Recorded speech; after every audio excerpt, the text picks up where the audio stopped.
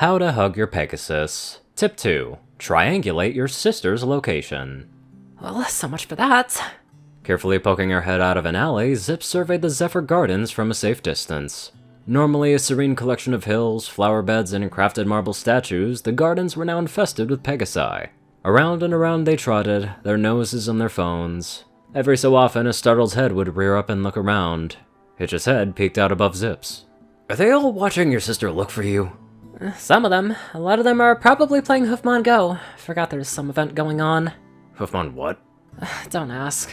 With a decisive turn, Zipp trotted back into the alley. Hitch was left to stare after her. Hold on, where are you going now? To find Plan C. Zipp replied, crouching to the ground before doing an impressive series of leaps up the wall. An abrasive glang signaled her touchdown on a fire escape. And that would be? Hitch asked, watching the Pegasus let loose a connecting ladder for him. First, use the rooftops as a vantage point to find our next spot. Zipp stretched her legs and back while she waited. Pipp probably gave up on looking for me in the air already. She's always been the impatient type. That citywide announcement was probably her attempt at speeding this up. Oh, you sure seem to have this down to a science. Hitch muttered, mostly to himself. Hoisting himself up, Hitch glanced around at his new surroundings and whistled. The skyline of Zephyr Heights sprawled out into the distance, much of it made up of skyscrapers that towered over them. The royal palace crowned the whole display, shimmering in golden white marble and watching over the city with powerful iron wings. Hey, sight see you later, dude. Zipp said, playfully smacking the stallion in the side as she passed. Hitch frowned, yet followed her dutifully. What about other Pegasi? Won't they be flying around too? Well, yes, but by numbers, there's going to be fewer Pegasi flying than walking, so rooftops are still the advantage. Really? Even with functional wings? No restaurants or shopping centers in the city. As for my sister's fans, only the real tryhards will actively look for me. It's a big city. Most of them are only gonna shout for me if I fall in front of them. Hitch came to a stop. Again down to a science, but that only makes me question even more as to why you're going to such lengths to avoid your sister. If she's this determined, then she must keep it up even if you do wait the day out, right? So why put in all this effort? Zipp stopped as well, and Hitch waited for an answer. That telling silence had returned. It's complicated. Hitch cocked a brow. That's even vaguer than before. Zipp, what's going on here? Are you purposefully playing along with all this for some reason? Zipp sighed. She rolled a nearby pebble back and forth with a curve of her hoof. Sort of. Look, it's hard to explain. Sibling stuff. It's just that I've been doing this for a while now, and dealing with my sister's fans and drama is getting to be too much. It feels like it's getting harder to deal with every time. Alright, so let her know how you feel then, Hitch reasoned. I don't know what your relationship with Pipp is like, but it should be a two-way street, right? Zipp smacked the pebble off the roof. I've already put in several years of doing this, Hitch. I don't think I could just 180 this. It's not that simple. Isn't it? You're allowed to change your mind. Your feelings matter too. Wouldn't Pipp respect that? A comforting hoof politely rested on Zipp's shoulder. She chuckled weakly.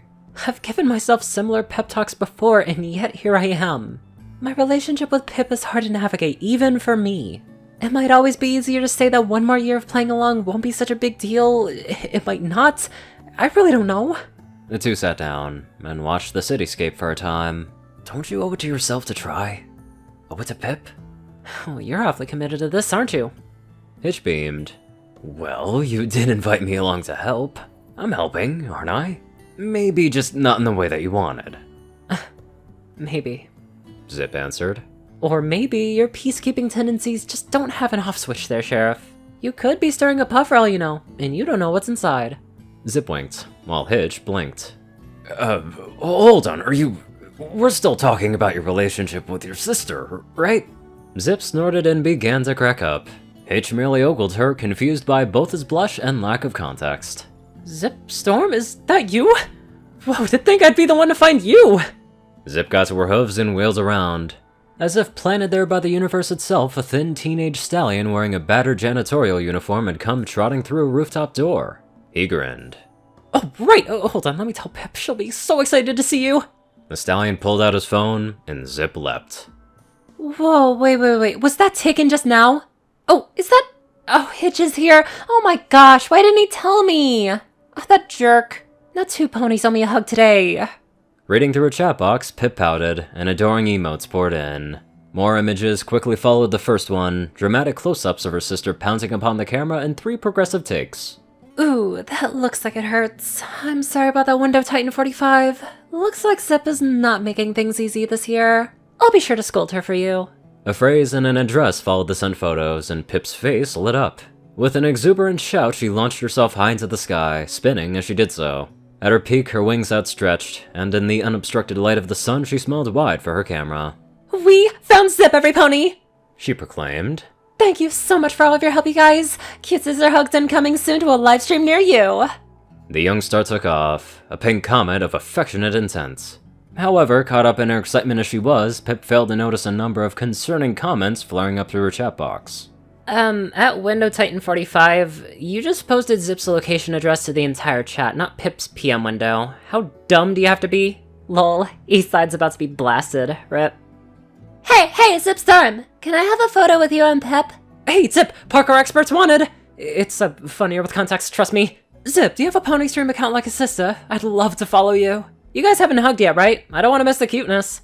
Zipp ground her teeth together as she ran. Fan ponies continued to pop out from doorways, window frames, and alleyways with flawless choreographic timing. She glanced at Hitch, galloping alongside her with a stern, albeit frazzled look.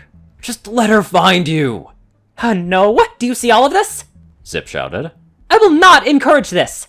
Tell that to Pipp directly then! No, Hitch, This will never end if you don't say something, Zipp. You two have to communicate. On her next step, she crouched and rocketed into the sky, luring the mob after her. Okay, fine, stay here. One way or another, I'll deal with it. The two shared a final look before Zipp was obstructed by a veritable mass of excited Pegasi. Left alone in an empty street, Hitch trotted to a stop. He gawked at the growing mass of ponies now rising from the surrounding streets. As their forms and voices grew fainter, Hitch stamped his hoof in frustration. Great, now what, Hitch? How are you supposed to help me from down here? A bell chime caught Hitch's ear, and he turned. It was the sparkling crown of Zephyr Heights, emerging from a small shop a few dozen yards away. While Queen Haven herself exchanged pleasantries with the shop's owner, Hitch found his jaw dropping. Oh, chomped, I'm sure. Thank you again, Colonel Pop. I'm sure she'll adore them. My little Pipp just loves your snacks. And a happy Pipp is a successful Pipp. Look, Pipp, we found her? Fluttering in place, Pipp repeated the message aloud. She watched it rise and fade from view. More photos of Zipp flying followed after it, some of which showed her face. It was cold and agitated, and Pipp couldn't stop the knot now forming in her stomach. How did you guys even— Pipp!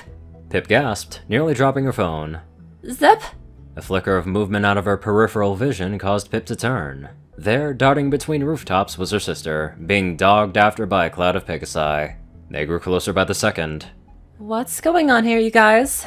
Pipp demanded to her phone screen.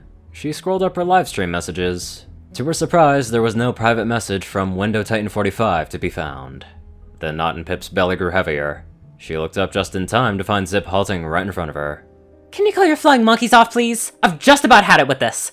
Vexation clawed out from Zipp's eyes, and tone alike, blind to her sister's surprise. Zipp, I'm sorry. This wasn't supposed to happen. I didn't know that they would do something like this. Oh, you didn't know? Zipp repeated coldly, and Pipp shook her head. They were only supposed to let me know if they saw you somewhere, but I think some pony accidentally put your location in the— They don't need to be involved in the first place. I don't see why something as simple as giving your sister a hug needs to involve any pony but you and me, on Siblings Day or any other day. But, Zipp, you've never complained before? Zipp interjected. Well, first time for everything, right? Sorry to disappoint. I'm over this whole thing, Pipp. The air squirmed in awkward silence. Hundreds of chat messages and emoticons continued to flood Pipp's screen, but she didn't glance at it. All of a sudden, the thin collection of metal and wiring felt too heavy to hold. Zipp, Pipp began, only to pause again. This time, she did look at her phone. Sorry, Pipp Squeaks, but this is a #RealSisterMoments. I'll be back later. The phone turned off, and so too did Pipp's timid face. She glared at the group hovering just behind Zipp. Chasing Zipp around was not what I wanted. All I asked for was help finding out where she was, and that's it. Don't harass my sister, please. More awkward silence. Mouths opened, but Pipp shut them down with a disapproving cross of her hooves. Before long, the crowd retreated and dispersed, granting the siblings a place in the sky to themselves. Her look had softened, but she avoided Pipp's gaze all the same. Zipp, I'm sorry. That wasn't my idea. We need to talk, Pipp. At home. At home? Why does it need to be at home? Aren't we talking now? Just come with me, okay? Zipp turned away and Pipp watched her. Her frigid tone was gone, but there was something else there in its place. It was exasperation. Discomfort. It flattened Pipp's ears. Suddenly, she didn't feel like arguing about it. Pipp obediently followed her sister's lead, back towards the royal palace. She nervously fluttered around Zipp as they flew. Zipp, you believe me, don't you? I would never ask them to chase you like that. And why are you so angry all of a sudden? The live streams, you've always been okay with them. At least I thought so. The hide-and-seek thing was your idea, wasn't it? It made things more fun. Isn't that what you said? Zipp? You guys, I'm so upset. Because of this, you guys have to like and subscribe, and I'll masturbate or something. Jesus fucking Christ. I'm sorry. How about we hover over that? Let's get on to our not lewd donators, I think. Anyway, Zar630, J10Man, Darkside, Only One Thing, Dash of Evergreen, and Ceru Orion. Rayden, Narwhals, Blackmoonheart, Pastel Skies, Austin Roland's Crazy Color 557, Stu Hex, Sword Brother and Mordred, Omicron Lyrae, Will, Chris Twinkie, Hadzaza, Riot Soul, Iron Sky, Badass Waffle, and many more super sweet people. Thank you all so much for watching this video and live life to the fullest.